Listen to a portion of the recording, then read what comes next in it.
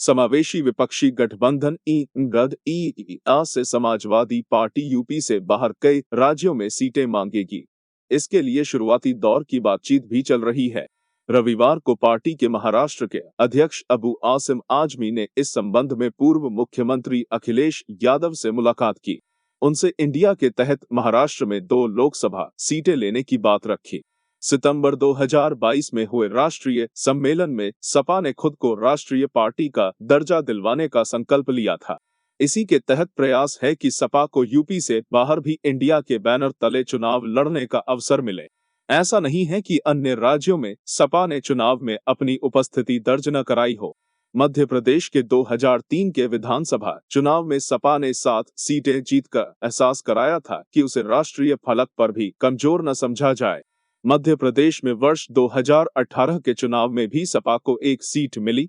महाराष्ट्र के पिछले विधानसभा चुनाव में सपा ने 2 सीटें जीती थीं, जिनमें से एक मानखुर्द शिवाजी नगर क्षेत्र से वहां के प्रदेश अध्यक्ष अबू आसिम आजमी विधायक हैं।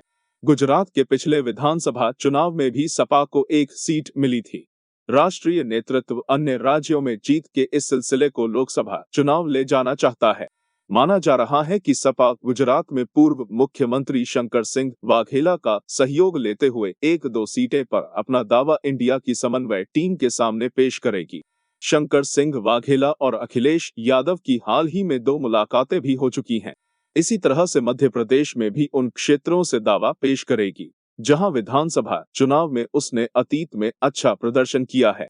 सपा नेता अबू आजमी ने कहा कि मुंबई के साउथ सेंट्रल में हम गठबंधन के तहत अच्छा प्रदर्शन कर चुके हैं। इसलिए हमने राष्ट्रीय अध्यक्ष अखिलेश यादव से मांग की कि वह अगस्त में मुंबई में होने वाली इंडिया के बैठक में इस मुद्दे को प्रमुखता से उठाएं।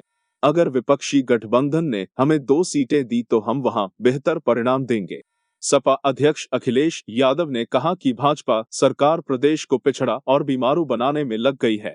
आंकड़ों की बाजीगरी में नागपुर से मिली झूठ की ट्रेनिंग ही दिखाई पड़ती है। प्रदेश के कई जिलों में इन दिनों डेंगू का प्रकोप बढ़ने लगा है। मच्छरों के लार्वा को समाप्त करने का अभियान नहीं चल रहा है। भाजपा सरकार तब चेतेगी जब अस्पतालों में मरीजों की भीड़ बढ़ जाएगी और कुछ की जान परा बनेगी। अखिलेश ने जारी बयान में कहा कि ग्रामीण इलाकों में संक्रामक बीमारियां फैल रही हैं। किसानों की नष्ट हुई फसलों का कोई मुआवजा नहीं मिला है।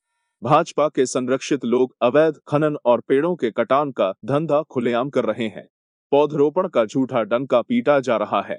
सरकार ने दावा किया है कि 6 वर्ष में 137 करोड़ पौधे लगाए गए हैं। इसमें से कितने जीवित है, किसी को नहीं पता।